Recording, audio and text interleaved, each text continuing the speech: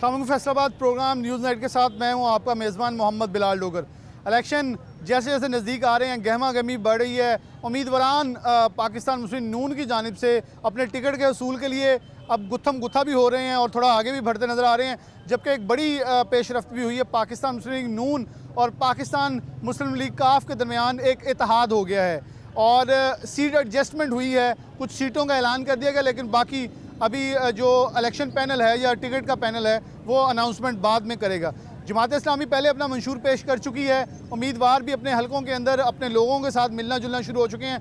Pakistan peoples party दिसंबर से फिर से बिलावल भुट्टो जरदारी फैसलाबाद भी आ रहे हैं, मुख्तलिफ दौरे कर रहे हैं। IPP भी फैसलाबाद के अंदर अपना एक इज्तिमा रखने जा रही है, लेकिन वो एक हवेली के अंदर है, वो एक डेरे के अंदर है, घर के अंदर है, जो कि चौधरी अली अख्तर का घर है इस वक्त, चौधरी ज़हीरुद्दीन का और तैमूर अली ख़ान उनके घर में अभी तक जो इतलात है वहाँ रखा जा रहा है। तो गहमा गहमी बढ़ा रहे हैं, आवाम तक पहुँचने की कोशिश की जा रही है।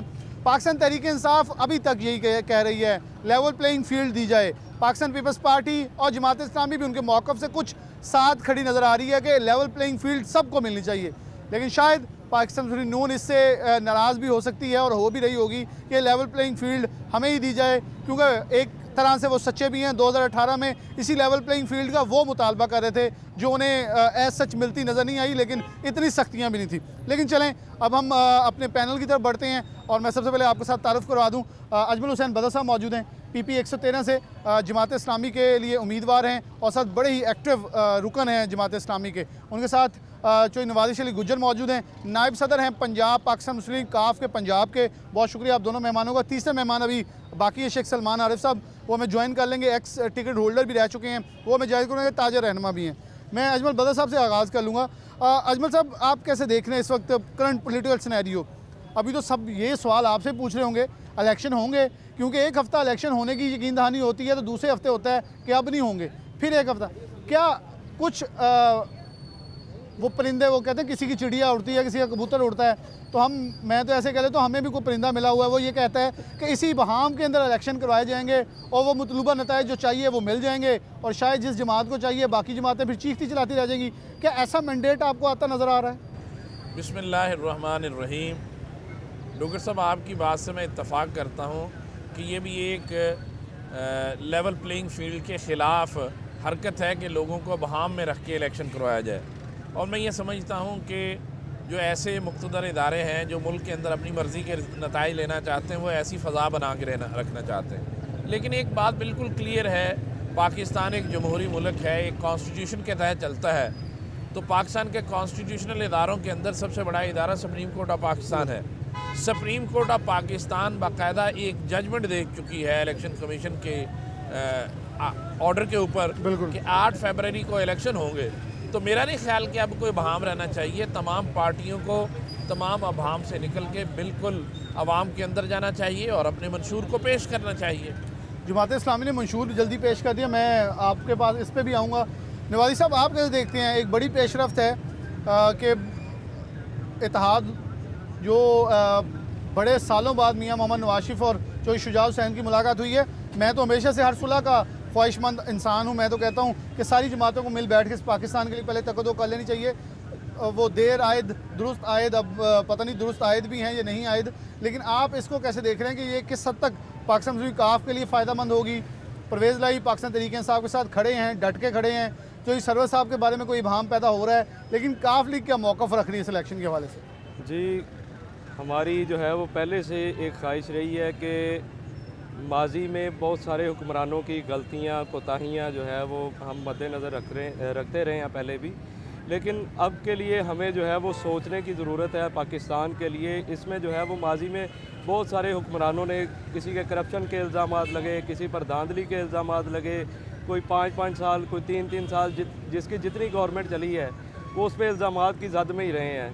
लेकिन अब हम चाहते हैं कि एक इत्तेहाद हो जिसमें दीगर जमातें भी साथ मिल बैठें और हमारी ये ख्वाहिश है कि इलेक्शन जो है वो बेहतरीन नताइज के होने चाहिए, जिसमें अवाम जो है उसकी खुशहाली का कोई काम होना चाहिए, कोई इक़दाम जो है वो बेहतरीन होने चाहिए।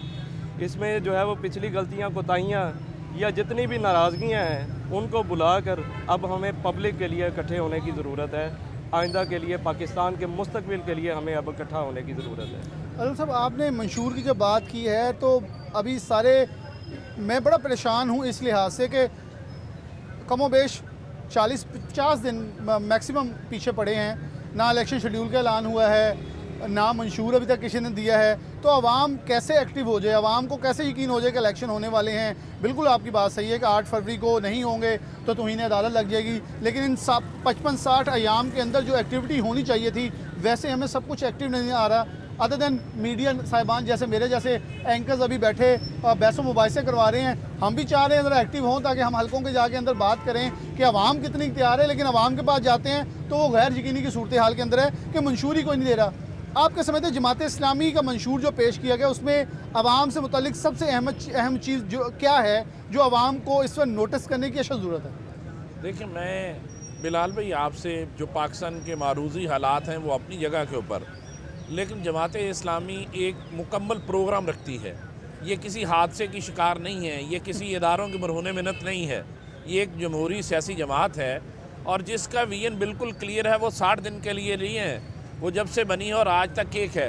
वो मंशूर ये बात है कि हमें प्रिंट करें या ना करें, लेकिन वो 1400 साल पहले आ चुका है।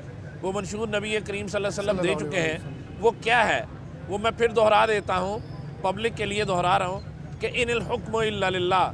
जमात इस्लामी का मंशूर है कि पाकिस्तान के अंदर आप भी जो बदकिस्मती है कि हमने मुख्तलिफ बुतों को पूजा है, कभी नवाज शरीफ के नाम पे, कभी जरदारी के नाम पे, कभी किसी के नाम, मुशर्रफ के नाम पे। हम बुतों की पूजा छोड़ के अल्लाह को बादशाह समझें, उसे मालिक और खालिक समझें। और उसके तहत 5 काम हैं जो जमात के मंशूर नबी करीम सल्लल्लाहु अलैहि वसल्लम ने मदीने की रियासत में किए। पहली चीज़, हाकमियत आला सिर्फ अल्लाह के पास होगी, हम उसके नायब की हैसियत से काम करेंगे। दूसरी बात, हर इस्लामी रियासत उस वक्त कहलाएगी जब पूरी रियासत में पैदा होने वाला हर बच्चा उसको फ्री एजुकेशन और एक जैसी एजुकेशन मिलेगी। नंबर 2, रियासत में पैदा होने वाले हर बच्चे का रोज़गार का इंतज़ाम वो रियासत करेगी, उसके वालिदैन नहीं जूते पालिश करते फिरेंगे सियासतदानों के, जर्नैलों के। और तीसरी बात, रियासत में पैदा होने वाला हर बच्चा जो है उसको अमन व अमान, अदलो इंसाफ देना ये रियासत का काम है।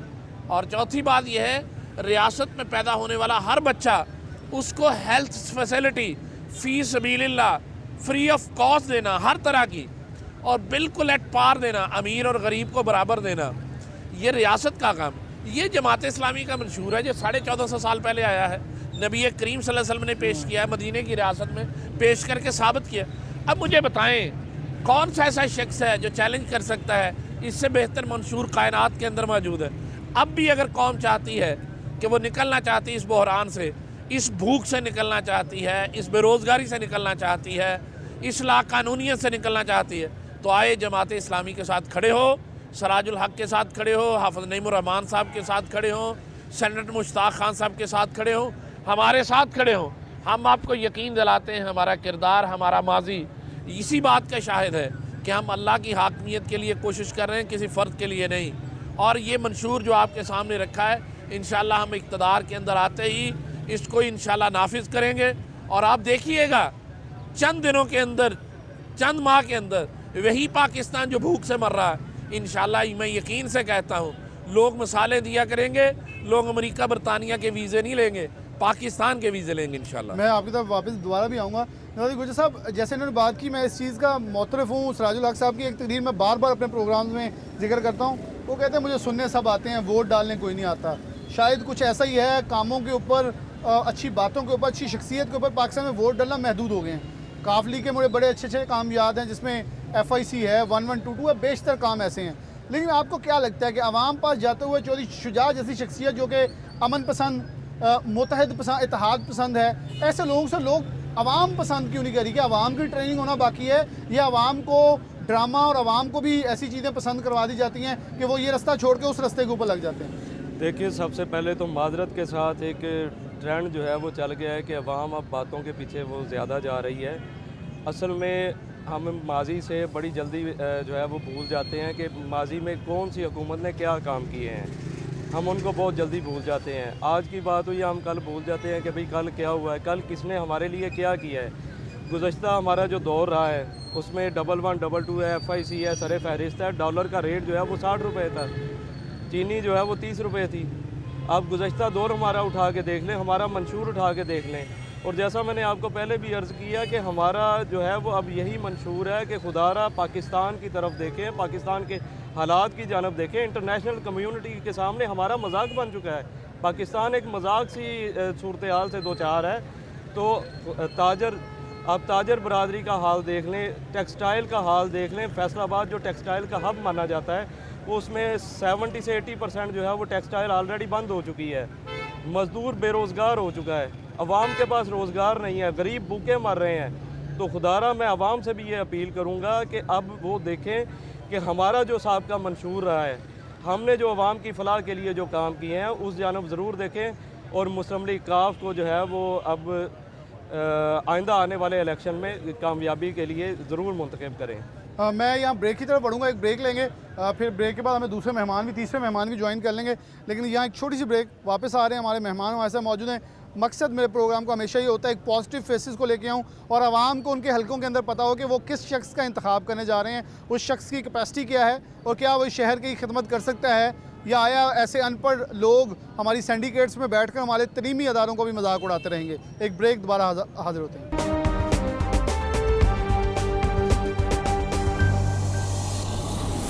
दोबारा से प्रोग्राम के अंदर खुशामदीद कहते हैं। बात सियासत पे हो रही है, बात हालात हाज़रा पे हो रही है। हमें तीसरे मेहमान ने ज्वाइन किया है शेख सलमान आरिफ साहब। इनकी जमात या वो अब ये उस जमात में है, ये तो यही वाज़ह कर सकते हैं। लेकिन जो सूरत हाल अब जिस सूरत हाल में हमारे पास पहुँचे, लगता है इस वक्त ना सुबह सुबह दौड़ लगा कर वोटर्स के पास कोई तो नाश्ता करने जा रहा होता है, कोई उनको मिलने जा रहा है। शेख साहब पता नहीं क्या करने जा रहे हैं, इनसे बात कर लेते हैं। सलमान भाई, बहुत शुक्रिया वक्त देने के लिए और एमरजेंसी वक्त देने के लिए। लेकिन ये अपनी फिटनेस है या आवाम के पास दौड़ दूड़ लगा के जा रहे हैं, उनको कायल करने की कोशिश कर रहे हैं इलेक्शन के लिए? जी बिस्मिल्लाहिर्रहमानिर्रहीम। नहीं जी, ये पहले तो अपनी फ़िटनेस है, क्योंकि आप फिट होंगे तो फिर ही आप लोगों को भी बेहतर तरीके से सर्व कर सकेंगे। लेकिन क्या आवाम ये फिटनेस देखती है कि बंदा फिट है और अच्छा लग रहा है, पढ़ा लिखा है, तो उसको वोट दे देना चाहिए? सर, ये तो आवाम का अपना एक क्राइटेरिया है, लेकिन अगर आप फिट हैं तो फिर आप कोई भी जॉब है, आप जर्नलिज्म कर रहे हैं, आप बिज़नेस कर रहे हैं, आप सर्व कर रहे हैं, आप ज़्यादा एक्टिवली वो काम कर सकते हैं। लाइटर साइड अच्छा क्या देखते हैं, इलेक्शन की तरफ बढ़ रहे हैं, आप जिस जमात से टिकट ले भी चुके हैं और वहाँ आपके बाद जिन्होंने टिकट ली है वो तो इस जमात में मौजूद नहीं है, वो अभी भी फैसला करें किधर जाएं। लेकिन क्या हालात वाक़या देख रहे हैं, पाकिस्तान तरीके से सब एक्टिव होने की कोशिश करती है, लेकिन वो लग ऐसे रहा है कि इलेक्शन के जितने दिन रह गए हैं वो गहमा गहमी नहीं है। तो ये लेवल प्लेइंग फील्ड कैसी है, क्योंकि आप तो बेसिकली ताजरों को रिप्रेजेंट भी करते हैं, मंशूर जमात इस्लामी दे चुकी है, बाकी नहीं दे चुकी। क्या आप प्रेडिक्ट कर रहे हैं इलेक्शन से कबल या इलेक्शन हो जाएंगे? सबका सवाल तो ये है। पहले देखें जी, सबसे पहली बात तो ये है कि लेवल प्लेइंग फील्ड की आपने बात की, तो लेवल प्लेइंग फील्ड तो बिल्कुल किसी तरह से भी कोई नज़र नहीं आ रही। लेकिन 2018 में उनको नहीं मिली, वो भी वही चाह रहे हैं ना आपसे। नहीं, बिल्कुल ये ऑन द रिकॉर्ड है।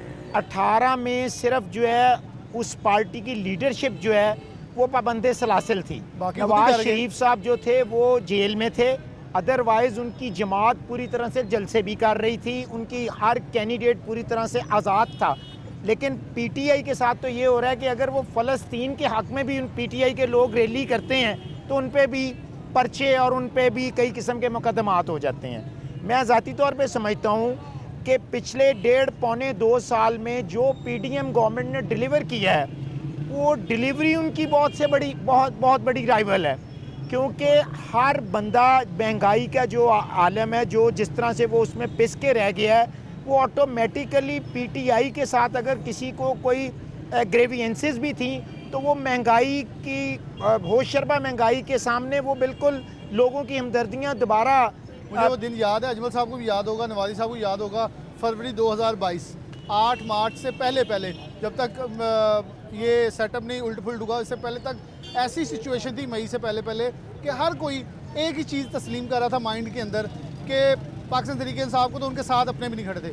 लेकिन आपकी ये पॉइंट सही है, मियां मोहम्मद नवाज शरीफ ने मीनार पाकिस्तान पे इसको इंडोर्स किया है कि मैं शहबाज शरीफ की कहा करती कि वो कभी भी सपोर्ट नहीं कर सकता, ना उसके हक़ में बोलने के लिए आया।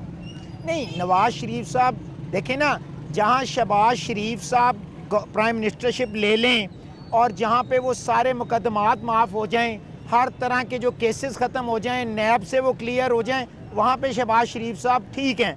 जहाँ पे वो उनसे डिलीवरी नहीं हुई, जहाँ पे महंगाई कंट्रोल नहीं हुई, जहाँ पे पाकिस्तान की 25 करोड़ आवाम का बुरगस निकल गया, वहाँ पे मियाँ साहब कंपैरिजन करना शुरू कर देते हैं अपने दौर के साथ कि हमारे दौर में ये था। भाई अगर वो आपका दौर था तो ये 18 माह भी आपका ही दौर था। अगर आप इतने पाक साफ थे और आप नहीं ये चाह रहे थे तो आप गवर्नमेंट ही ना लेते। आप उस वक्त आवाज़ देते कि ठीक है जी अदम एतमाद हो गया, अगर इमरान खान नए इलेक्शन में जा रहा है तो हम नए इलेक्शन में आते हैं और पब्लिक फैसला करेगी कि दोबारा गवर्नमेंट किसने बनानी है। आपने 1.5-2 साल पूरी पावर इंजॉय की, आपने अपने केसेस ख़त्म करवाए, आपने हर तरह की फैसिलिटीज़ ली, इंजॉय किया। उसके बाद आप दोबारा आके कहते हैं जी कि शहबाज शरीफ के साथ मुआजना ना करें, मुआजना करना है तो मेरे पहले दौर के साथ करें। भाईजान बात ये है कि हम लोग किसी को मुस्तकिल तौर पे बेवकूफ़ नहीं बना सकते। एक मैं किसी पार्टी का सपोर्टर नहीं हूँ, very honestly and very openly जी। आप मुझे जानते हैं बड़े क्लियरली इस हवाले से। लेकिन सलमान भाई 2017 में जो नवाज शरीफ को जब उतारा गया, मौक़िफ़ तो उनका भी सही है कि सेम सिचुएशन आप लोगों के साथ भी पेश आ गई, सेम उनके साथ भी, मजलूम वो भी हैं, मजलूम आप भी हैं। अब दरमियान में जो गवर्नमेंट ले गए, अब डेफिनेटली वो उसके लिए जवाब दें। मैं आपके पास वापस आऊँगा, लेकिन अजमल बदर साहब आपसे असल मेरा पॉइंट ये है कि ये केसेस की बात की इन्होंने, एक एवन फील्ड का केस था और उसमें अगर सच देखें तो मैं भी अगर ऑन दी रिकॉर्ड लॉ के हिसाब से देखूं, आप खुद इसको बड़े अच्छे समझते, ना तो मरीम नवाज़ के नाम पे है, ना नवाज शरीफ साहब का नाम है। अब वो नाम एक ऑफशोर कंपनी के अंदर बेटों के ज़रिए इनका डाल दिया गया, वो इनका ज़ाहिर हो गया। वहाँ अदालतें भी सच्ची हैं, वकील भी सच्चे हैं, कानून भी सच है। ऐसे बोगस केसेस हर पार्टी, मैं किसी एक को नहीं सपोर्ट कर रहा, पीटीआई के ऊपर भी बने होंगे, हर केस बनते हैं। अच्छा बाद में होता क्या है, अवाम को ये लगता है कि इनको यहाँ प्ली दी जा रही है, यहाँ सपोर्ट किया जा रहा है, जबकि होता यह है कि ये बोगस मुकदमात होते हैं जो बाद में हकीकत में बोगस निकलाते हैं। तो ऐसे मुकदमात और ऐसी कार्रवाइयों ने हमें और हमारे सियासी ढांचे को कितना जमहूर को नुकसान पहुँचाया। देखिए जी, मैं बिलाल भाई आपकी इस बात से इत्तफाक नहीं करता। मैं एक कानून का तालिब इल्म हूँ और बहुत अरसा कानून को पढ़ने पढ़ाने का जिम्मेदारी रही है। केस दो तरह के होते हैं, जिसके अंदर एक डायरेक्ट आप इन्वॉल्व होते हैं, एक में आपकी नियाबती जिम्मेदारी होती है। कानून ने नियाबती जिम्मेदारी का अलग हिस्सा रखा है, सारे कानूनदान जानते हैं। लेकिन उन्होंने एक, मैं जस्टिस साहब ने कहा एक कागज़ कोई ब्रिटिश गवर्नमेंट का या अदारे का दिखाएं जिसमें ये हो कि ये प्रॉपर्टी इनकी है। डेफिनेटली उस ग्राउंड पे तो सच है। मैं आपसे ये कह रहा हूँ कि जब उनको गुनाहगार करना हो तो वहाँ भी प्ली मौजूद है, ना करना हो तो वहाँ भी ऑर्ग्यू मौजूद है। मैं इन बातों के अंदर अगर आप ढूंढना चाहें तो मैं बड़ी सिंपल बताता हूँ कि मैं छोटा सा इकानमिस्ट हूँ। आप जानते हैं कानून और फाइनेंस के अंदर अल्हम्दुलिल्लाह पोस्ट ग्रेजुएट हूँ, अरसा 20 साल पढ़ने पढ़ाने का मौका मिला। मैं बड़ी सादा बात करता हूँ, ये बिल्कुल कौम को धोखा देने वाली बात है। बेशक यही वो इदारे हैं, मैं बिल्कुल खुल के कहूँगा यही हमारे इदारे हैं, उनको ज़िम्मेदारान हैं जो आज से 4 साल पहले कुछ कहते थे, आज कुछ और कहते हैं। अच्छा, इनसे मुराद है इनकी डोरियाँ किसी और जगह से हलाई जा रही हैं, उसके मुताबिक हालात पैदा किए जा रहे हैं। ऐसा नहीं है बिलाल भाई, अगर आपने देखना है मुझे बात बताएं, पूछने की क्या ज़रूरत है। जिन्होंने 40 साल इक़्तिदार में रहे, आज पाकिस्तान की GDP 6 पॉइंट समथिंग से गिरने के बाद 40 साल में पाकिस्तान की GDP स्टेट बैंक कहता है 2 पॉइंट समथिंग है, IMF कहता है एग्जैक्टली 0.6% है। अब मुझे बताएं, अगर पाकिस्तान की इकॉनमी के अंदर रहते हुए पूरे मुल्क की GDP तो 0.6% है, इन ख़ानदानों ने जिन्होंने 40 साल इंजॉय किया है, इनकी GDP भी वाक़तन ऊपर से नीचे गिरी है या नीचे से आसमानों पे चली गई है। अगर तो आपकी इन ख़ानदानों की GDP ज़मीन से आसमानों पे चली गई है, ना एवन फील्ड की ज़रूरत है, ना किसी और की बात है। ये बिल्कुल दीवार के ऊपर रोशन दीवार है कि एक आदमी ने करप्शन किया है, मुल्क को लूटा है, लूटने की वजह से उनके खानदान, उनकी फैमिली की तो बड़ी बड़ी एम्पायर बन गई।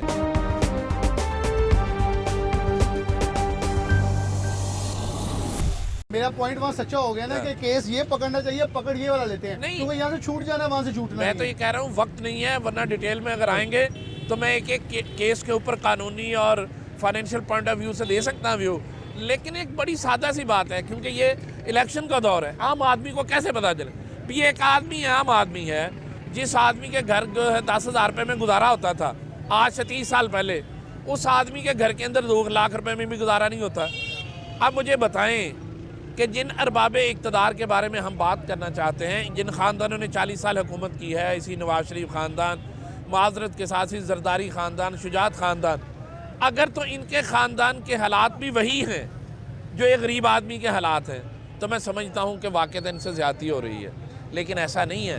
आज पाकिस्तान के अंदर 80% ख़ानदान जो हैं वो तो बिजली का बिल देने के लिए तरस रहे हैं, वो सुबह और शाम के रोटी के लिए तरस रहे हैं, वो अपने इलाज के लिए तरस रहे हैं। मैं एक सोशल वर्कर हूँ, सुबह से शाम तक लोगों का थाना कचहरी भी, लोगों का स्कूल कॉलेज हॉस्पिटल भी, एक इदारे को भी रन करता हूँ, देखता हूँ, बहुत बड़े मेगा प्रोजेक्ट को देखता हूँ। मैं तो देखता हूँ एक गरीब आदमी जो है आज वो 4 टैबलेट लेने के काबिल नहीं है। तो ये मुझे बताएं, 40 साल में जो इस मुल्क में तब्दीली नहीं ला सके, 40 साल में अवाम के हालात जो है उन्होंने हज़ारों गुना ज़्यादा बुरे कर दिए। अब वो कौन सा ऐसा मुझे जादू ले आएंगे जो रातों रात वो जादू नाफज करेंगे और 40 साल में 50 साल में जो गुनाह उन्होंने किए हैं वो साफ़ हो जाएंगे और नए जादू के साथ नया मुल्क तब्दील है? ऐसा नहीं है। ये मैं इदारों को भी कहता हूँ होश के दामन लें, मैं इंटरनेशनल कुव्वतों को भी कहता हूँ, पाकिस्तान के अवाम से ये अपील करता हूँ, खुदारा अगर आप जीना चाहते हैं, आप भूख से निकलना चाहते हैं, आप बेरोज़गारी से निकलना चाहते हैं, आपके बच्चे को वही एजुकेशन जो नवाज शरीफ के बच्चे को, सराजुल हक के बच्चे को, इमरान खान के बच्चे को मिलती लेना चाहते हैं, तो खुदा की कसम मैं आपसे कहता हूँ ये 40 साल के मुजरमों से जान छुड़ाएं और छुड़ाने के बाद आपका एक हल है, वो सिर्फ जमात इस्लामी है, जिसके किसी फ़र्द के ऊपर आज तक 1 रुपये की करप्शन का कोई इल्ज़ाम हो, जिसके किसी फ़र्द ने इस मुल्क के साथ बेवफाई की हो, जिसके किसी इदारे के अंदर किसी से नाइंसाफ़ी हुई हो, कोई मिसाल हो, जिसने बग़ैर इक़्तिदार के आज ही जमात इस्लामी की ज़ैली तंजीमें आप पूरी दुनिया के अंदर यहाँ से लेकर फ़लस्तीन तक अल खिदमत, आपका सैलाब हो, ज़लज़ला हो, जंग हो, वो खिदमत दे रहे हैं। तो आप यकीन रखिए कि अगर यही जमात इस्लामी वो है जिसके पास एजुकेशन डिपार्टमेंट के प्रोफेशनल लोग मौजूद हैं, डॉक्टर्स की बहुत बड़ी एक ऑर्गेनाइजेशन मौजूद है, इंजीनियर्स की ऑर्गेनाइजेशन मौजूद है, इकोनॉमिस्ट का एक बहुत बड़ा प्रोफेशनल्स का दायरा है। अब दुनिया आगे जा रही है, आगे जाना है तो फिर इंतहाई दयानतदार, ईमानदार, विजन रखने वाले प्रोफेशनल लोगों को लाना होगा। गुजर साहब कैसे देखते हैं, जमात इस्लामी बड़ा क्लियर वर्डिक्ट रखती है कि हमारे पास खिदमत है, आप लोग भी रख रहे हैं, लेकिन आवाम के पास जब जाते हैं तो उनके लिए कोई नरम गोशा पैदा नहीं होता। पाकिस्तान मुस्लिम काफ बटी हुई नज़र आई, चौधरी परवेज़ लाई एक तरफ चले गए, बिलाशुबा ये नहीं होना चाहिए था। मैं तो सियासी कहूँ चौधरी शुजात की बसीरत से बहुत सारे लोगों ने फ़ायदा उठाया। अब आप मुस्तकबिल क्या देख रहे हैं? पाकिस्तान मुस्लिम नून के साथ आप लोगों ने इत्तेहाद तो कर लिया है, तो इस इत्तेहाद को फ्यूचर में कैसे देते हैं? चौधरी सरवर साहब वहाँ मौजूद नहीं थे, क्या उनसे वो बात हुई है कि वो क्या किधर जा रहे हैं? वो वापस तो नहीं अपने PTI की तरफ जा रहे हैं, या मियाँ साहब के पुराने दोस्त दोनों तरफ पुराने रुफ़का बैठे हुए हैं? नहीं जी, फ़िलहाल तो चौधरी सरवर साहब मुस्लिम लीग काफ में ही हैं और इसमें जो है वो बहुत सारे दोस्तों ने अबहाम पैदा करने की भरपूर कोशिश की है, लेकिन वो मुस्लिम लीग काफ का हिस्सा हैं, अभी भी हैं। और दूसरी बात ये है कि हमारा चौधरी शुजात साहब का बिलखसूस ये मंशूर रहा है कि सबको मुत्तहिद होके जो है वो पाकिस्तान की खिदमत करने की ज़रूरत है। दूसरी बात, मैं बिल्कुल इत्तेफाक करता हूँ कि आज तक अब प्राइम मिनिस्टर उठा के देख लें कि पाकिस्तान जब से बनाया आज तक किसी को भी 5 साल पूरे करने का मौका ही नहीं दिया गया। ये एक अलमिया है हमारे मुल्क के साथ कि कोई भी अगर कोई प्रोजेक्ट शुरू करता है या कोई भी काम करता है, लेकिन उसको 5 साल पूरे करने ही नहीं दिए गए। ये एक बहुत बड़ी जो है वो नाकस मामलात रहे हैं। और दूसरा, मैं बिल्कुल इत्तेफाक करता हूँ सलमान आरफ साहब की इस बात से कि हम जो है वो ये चाहते हैं कि जितनी भी सियासी जमातें हैं सबको खुल के जो है वो अपना मंशूर अवाम के सामने रखने की जो है वो भरपूर आज़ादी होनी चाहिए। जो इलेक्शन आगे आ रहा है उसमें जो है वो भरपूर हिस्सा लेना चाहिए। किसी भी सियासी जमात पर पाबंदी के हम बिल्कुल मुखालफ हैं। हम ये चाहते हैं कि तमाम सियासी जमातों को अपने मंशूर की और अपने काम की, अपनी कारकर्दगी की भरपूर आज़ादी जो है वो होनी चाहिए। साहब इमरान खान जब विजिट कर रहे थे उनको समझा रहे थे कि इस रास्ते पे ना निकल जाएं, परवेज़ लाई को भी समझाते रहे। मैं उनकी हमेशा से इस आला ज़रफ़ी पे कायल हूँ कि वो हमेशा दोस्त पसंद हैं, इंसानियत पसंद है और हमेशा अच्छे मशवरे दे रहे होते हैं। जी बेशक, चौधरी शुजात साहब ने बहुत सारे इश्यूज़ पे जो है वो डायरेक्शंस तो दी, लेकिन अभी ये तो अगले बंदे पे डिपेंड था, वो उनकी बात ना मानी गई, ना सुनी गई। तो फिर जो उनका रिज़ल्ट है वो भी आपके सामने है। तो अभी नवाज़ शरीफ साहब भी जो है वो आपके सामने अब पाकिस्तान आए हैं, तो कहीं हद तक उनकी बात भी ठीक है कि उनको भी जो है वो 3 मरतबा जो मौका मिला है वो भी 5 साल का वो टेन्योर अपना मुकम्मल कर ही नहीं पाए, तो काफ़ी हद तक वो भी ठीक है। लेकिन अब इंशाल्लाह ज़रूरत है कि अब तमाम सियासी जमातों को मुत्तहिद होकर पाकिस्तान के बारे में सोचना चाहिए।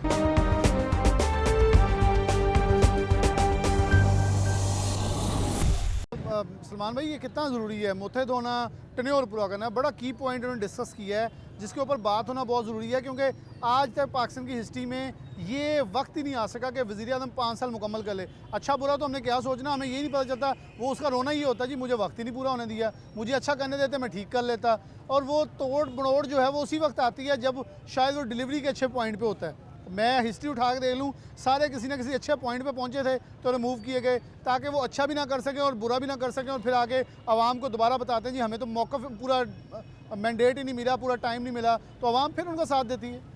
हाँ जी, आप ठीक कह रहे हैं जी, बिल्कुल ये इल्मी है, और ये क्यों है ये आपको भी पता है। सारे अगर आप हिस्ट्री पढ़ें तो पाकिस्तान में जो हमारे मुक़्तदिर हल्के हैं, जो उनका पॉलिटिकल उनकी ये इंटरफेरेंस रही है, जो उनका किरदार रहा है, उससे कोई भी बंदा ना वाकिफ़ नहीं है। और आप ये देख लें कि जो हमारा हमसाया मुल्क है, जो हमारे साथ ही आज़ाद हुआ है, वहाँ पे पॉलिटिकल इंटरफेरेंस इस्टेब्लिशमेंट या ताकतवर अदारों की किस हद तक है और वो कहाँ से कहाँ चले गए हैं। सेकंड चीज़ ये है कि पब्लिक को शऊर आना चाहिए, पब्लिक को देखना चाहिए कि जो लीडरशिप जो है वो ऑनेस्ट है, जो लीडरशिप को डिलीवर कर सकती है,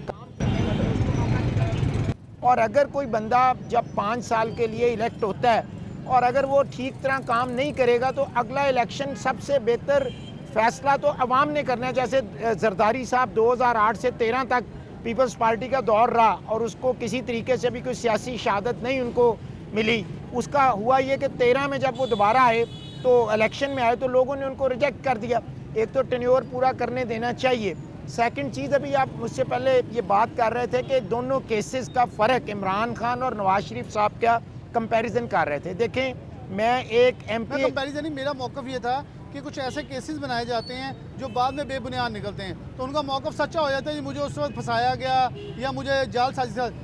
एक सोच रखें तो ये सच्चा भी सच भी लगता है, क्योंकि सबके खिलाफ ही होता है। बिल्कुल आप ठीक कह रहे हैं, लेकिन अगर आप बाहर की दुनिया में देखें, जो हमारे सरबराने ममलिकत बाहर के हैं, एक एक चीज़ उनकी डॉक्यूमेंटेड है। आप देखें कि मैं एक ताजर हूँ, मैंने 2016 में जो अपनी गाड़ी शो की है गोशवारे में, मुझे 23 में के 22 में दोबारा उसका नोटिस आ रहा है कि जनाब इसके पैसे कहाँ से आए, हालांकि उसमें वेल्थ स्टेटमेंट में पैसे भी शो हैं। मेरे वालिद साहब सन 67 से कचहरी बाज़ार वाली शॉप उनके पास है, नोटिस आ गया कि जी आपने जो फर्स्ट फ्लोर लिया ये कहाँ से लिया, इसके पैसे कहाँ से आए हैं।